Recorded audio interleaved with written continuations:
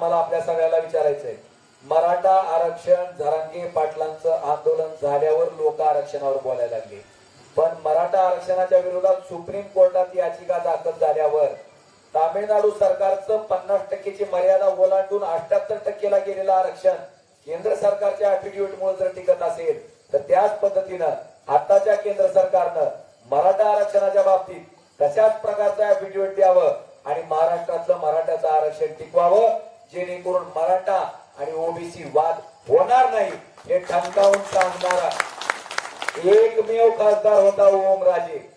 त्या दिवशी कुठेही मराठा आंदोलन नव्हतं तरी सांगितलं. त्याच्यानंतरच्या काळात 6 वेळेस हा विषय मी लोकसभेत लावून धरला. लिंगायत समाजाला अल्पसंख्याक समाजाचा दर्जा मागणी करणारा अख्ख्या देशातला एकमेव तुम्ही निवडून दिलेला ओमराजे हा खासदार आहे. हे सुद्धा मला लोकसभेत मी अभिमानानं सांगितलं, हे सुद्धा मला या ठिकाणी नमूद करायचंय.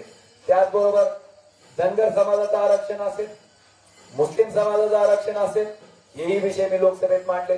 आता मला तुमच्या सगळ्या मंडळीला विचारायचंय, खासदाराला जे जे काम करणं गरजेचं आहे, नदी जोड प्रकल्प करावा म्हणून मागणी करणारा सुद्धा हाच तुमचा खासदार. माझी भाषण बघितलेत का? बांधवानो, हे माझं काम आहे. आता ह्या कामाच्या